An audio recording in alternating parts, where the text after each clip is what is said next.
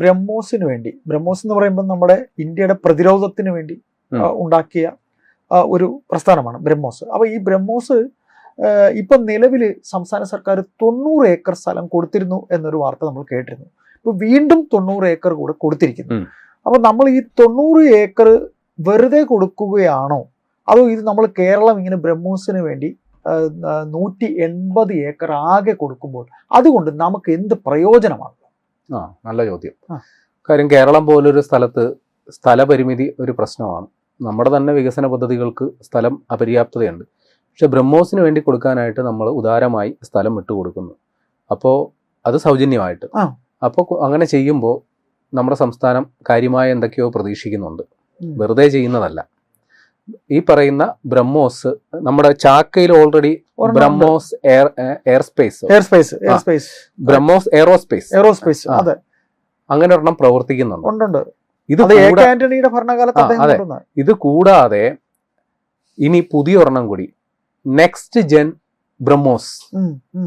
അപ്പൊ നിലവില് ഈ ചാക്കയിലുള്ള ബ്രഹ്മോസ് എയറോസ്പേസ് എന്ന് പറയുന്നത് നമ്മുടെ അറിവിലേക്ക് പറയുകയാണ്, അവിടെ ഒരിക്കലും ബ്രഹ്മോസ് മിസൈൽ അല്ല നിർമ്മിക്കുന്നത്. ബ്രഹ്മോസ് മിസൈലിന്റെ ഘടകഭാഗങ്ങളാണ് നിർമ്മിക്കുന്നത്. അതിന്റെ റാംജെറ്റ് എഞ്ചിൻ, അതിന്റെ മറ്റ് ഘടകഭാഗങ്ങളൊക്കെയാണ് നിർമ്മിക്കുന്നത്. ഇതിന്റെ ഫൈനൽ അസംബ്ലിംഗ് നടക്കുന്നത് മറ്റെവിടെയാണ്. ഇവനി ഈ പറയുന്ന അതിന്റെ പേര് നെട്ടുകാൽ തേരി എന്ന് പറയുന്ന സ്ഥലം, അവിടെയാണ് ഈ 180 തിരുവനന്തപുരം ജില്ലയിലെ. അതെ, ഇപ്പോഴത്തെ ചാക്കയിലുള്ള ബ്രഹ്മോസിൽ നിന്ന് ഏകദേശം ഒരു 30-35 കിലോമീറ്റർ മാറി നെയ്യാർ ഡാം ആ പറയുന്ന പ്രദേശത്താണ് പുതിയ സ്ഥലം വരുന്നത്. അവിടെ വരുന്ന സ്ഥാപനം ഇത്തിരി പെശക. അത് ബ്രഹ്മോസ് നെക്സ്റ്റ് ജനറേഷൻ മിസൈലുകൾ അവിടെ ഉണ്ടാക്കും. അവിടെ പ്രൊഡക്ഷൻ ഉണ്ടാവും. അവിടുന്ന് മിസൈൽ മെയ്ഡ് ഇൻ കേരളയാ. അത് നെക്സ്റ്റ് ജെൻ എന്ന് പറഞ്ഞു കഴിഞ്ഞാൽ പുതിയ തലമുറ ബ്രഹ്മോസ് മിസൈലുകൾ.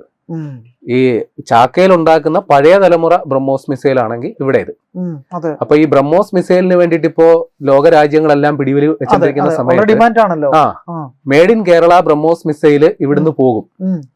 അപ്പൊ ഈ നെക്സ്റ്റ് ജെൻ ബ്രഹ്മോസ് മിസൈലിന്റെ പ്രത്യേകത എന്തെന്നാൽ പഴയ തലമുറയിൽപ്പെട്ട ബ്രഹ്മോസ് മിസൈലിനേക്കാൾ ഭാരക്കുറവാണ്.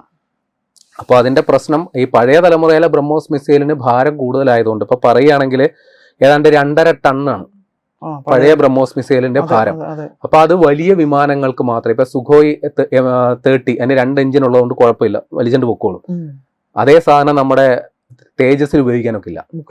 അപ്പോൾ അതിന് ഉപയോഗിക്കാൻ പറ്റുന്ന രീതിയിൽ അതിനെ മോഡിഫൈ ചെയ്ത് പുതിയ തലമുറ ബ്രഹ്മോസ് ആയിട്ട്, അപ്പൊ അതിന് ഭാരം കുറവായതുകൊണ്ട് തന്നെ അതിന്റെ വേഗത കൂടും.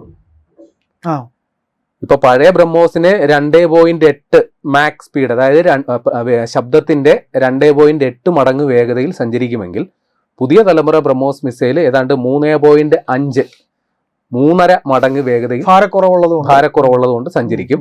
ഇനി ഭാരക്കുറവ് മാത്രമല്ല, ഒരു 3 മീറ്റർ നീളവും കുറവായിരിക്കും. നീളം കുറവുണ്ട്. അപ്പോ ആ ഒരു മിസൈലാണ് നമ്മുടെ മെയ്ഡ് ഇൻ കേരളയായിട്ട് വരാൻ പോകുന്നത്. അപ്പൊ എഞ്ചിനീയറിംഗ് ജോലിക്കൊക്കെ ഭയങ്കര സാധ്യത അതാണ് കേരളം പ്രതീക്ഷിക്കുന്ന അതാണ്.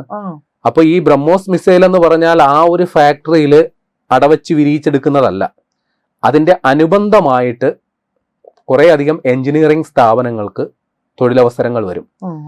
ഇലക്ട്രോണിക്സുമായിട്ട് ബന്ധപ്പെട്ടിട്ടുള്ള സാധനങ്ങൾ വരും. ഇതിന്റെ അസംസ്കൃത വസ്തുക്കൾ ശേഖരിക്കുന്ന ഇപ്പോ മൈനിങ് ആൻഡ് ജിയോളജി വകുപ്പിന്റെ കീഴിൽ വരുന്ന സ്ഥാപനങ്ങൾക്ക് പോലും ഇതുമായി ബന്ധപ്പെട്ട് വലിയ അവസരങ്ങൾ, ജോലി സാധ്യതകൾ വരും എന്നുള്ളത് 100 തരമാണ്. അപ്പൊ മിനിമം ഒരു 500 എഞ്ചിനീയർമാർക്കെങ്കിലും അവിടെ പണി കിട്ടും. അല്ല, ഞാൻ പറയാം മിനിമം ഒന്ന് ആദ്യം മിനിമം ഒരു 500 എഞ്ചിനീയർമാർക്കെങ്കിലും നേരിട്ട് അവിടെ ജോലി കിട്ടും ഈ പുതിയ പ്ലാന്റില്. ഇതുകൂടാതെ ഈ പറയുന്ന പോലെ അനുബന്ധ മേഖലകൾ കൂടി ഉണ്ടാകും എന്നുള്ളത് കൂടി നമ്മൾ മനസ്സിലാക്കി വെക്കണം. ഇപ്പൊ ഈ ബ്രഹ്മോസ് പറയുമ്പോ ഒരു ചരിത്രവും കൂടി പറഞ്ഞിട്ട് പോരാം. പണ്ട് കെൽടെക് എന്ന് പറയുന്നൊരു സ്ഥാപനം ഉണ്ടായിരുന്നു. അപ്പൊ ഈ കെൽടെക് നമ്മുടെ ISROയ്ക്ക് വേണ്ടിയിട്ടും DRDOയ്ക്ക് വേണ്ടിയിട്ടും ഇതേ പരിപാടി ചെയ്തുകൊണ്ടിരുന്നതാ. ചില പാർട്സ് ഒക്കെ തയ്യാറാക്കി കൊടുക്കുന്നത്.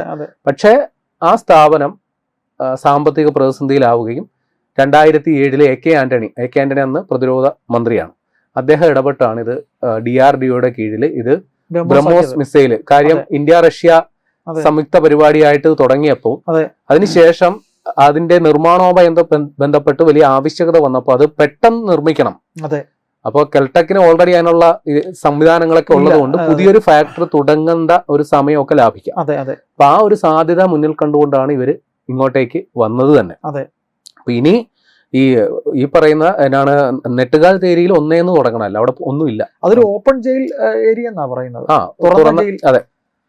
ഇനി മറ്റ് ബ്രഹ്മോസ് നമുക്ക് വളരെ പരിചയമാണ്. കാര്യം നമ്മൾ നിത്യം അതുവഴി ഇതുവഴിയൊക്കെ പോയിട്ട് കാണുമ്പോൾ സ്ഥിരം കാണുന്ന ഒരു ഏരിയ കൂടെയാണ്. ഓക്കെ. ഇനി ഇതിലേക്ക് അധികം ആരും ശ്രദ്ധിക്കാതെ പോയൊരു സംഗതി കൂടി നമുക്ക് പറയാം. കേരളം എന്താണ് പ്രതീക്ഷിക്കുന്നത് എന്നുള്ളതാണല്ലോ ചോദ്യം. ശരി, സതേൺ കേരള എക്കണോമിക് കോറിഡോർ എന്ന് കേട്ടിട്ടുണ്ടോ? എക്കണോമിക് കോറിഡോർ എന്ന് കേട്ടിട്ടുണ്ട്. Southern Kerala economic corridor. അതായത് കേന്ദ്ര സർക്കാർ മറ്റൊരു സാധനം കൂടി വിശദമായിട്ട് പറഞ്ഞിട്ടുണ്ട്. ഡിഫൻസ് റിസർച്ച് ഡെവലപ്മെന്റ് കോറിഡോർ എന്ന് കേട്ടിട്ടുണ്ടോ? എല്ലാ ഇടനാഴികൾ. അതായത് രാജ്യസുരക്ഷയെ ബാധിക്കുന്ന ചില സംഗതികൾ നമ്മുടെ കേരളത്തിൽ നിന്നും നമ്മുടെ തമിഴ്നാടും അതുമായിട്ട് ബന്ധപ്പെട്ടുള്ള പല സ്ഥലങ്ങളെ ബന്ധിപ്പിച്ചുകൊണ്ട് പോകുന്നു. അപ്പോ രാജ്യസുരക്ഷയുമായിട്ട് ബന്ധപ്പെട്ട സാധനമാണ്. കേരള തീരത്ത് കരിമണലുണ്ട് ഒരുപാട്. കരിമണലിന് ഖനനത്തിനെതിരെ സമരം ചെയ്തപ്പോൾ പറഞ്ഞൊരു മുദ്രാവാക്യം ഓർമ്മയുണ്ടല്ലോ, ഇത് ആണവ ബോംബ് പോലെ ഉണ്ടാക്കാൻ പറ്റുന്ന സാധനമാണ്. അതെ, ആണവ ബോംബ് ഉണ്ടാക്കാം. അപ്പൊ അത് കൈകാര്യം ചെയ്യേണ്ടതാരാ? അപ്പൊ അതുമായി ബന്ധപ്പെടുത്തിയൊക്കെയാണ് ഈ പദ്ധതി. വിഴിഞ്ഞം തുറമുഖം വെറുതെ പണിതല്ല. ഈ ബ്രഹ്മോസ് അവിടെ വരുന്നതും വിഴിഞ്ഞം തുറമുഖമായിട്ടും ബന്ധമുണ്ട്.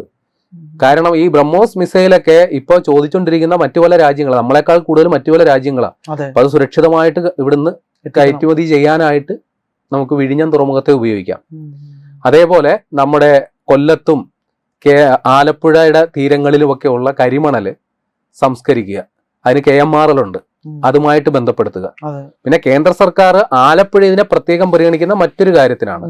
അത് ഈ മത്സ്യസമ്പത്തുകൾ, രാജ്യത്ത് ഉള്ള മത്സ്യവിഭവങ്ങളൊക്കെ ഉണ്ടല്ലോ, അത് പരമാവധി ശേഖരിച്ച് അതിന്റെ കയറ്റുമതി സാധ്യതയും മറ്റു കാര്യങ്ങളും ഒക്കെ നോക്കുക. ആലപ്പുഴയ്ക്ക് പ്രതിരോധവുമായിട്ട് ബന്ധപ്പെട്ട് നേരിട്ട് റോളില്ല, എങ്കിലും കുറച്ചു ഭാഗം എന്താ പറയുക, നമ്മുടെ ആറാട്ടുപുഴ മേഖലകളിലൊക്കെ കരിമണലുണ്ട്, അതുമായിട്ട് ബന്ധപ്പെട്ട് അവരും ഉണ്ടാകും.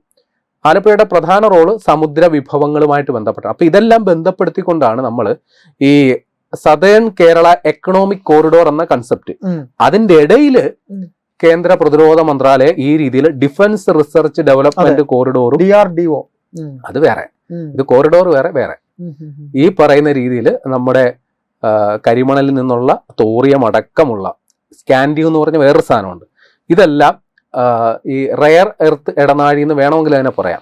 അമൂല്യ ധാതു സമ്പത്തുകൾ അതൊക്കെ പ്രോപ്പറായിട്ട് ഖനനം ചെയ്ത് കൊണ്ടുപോവുക.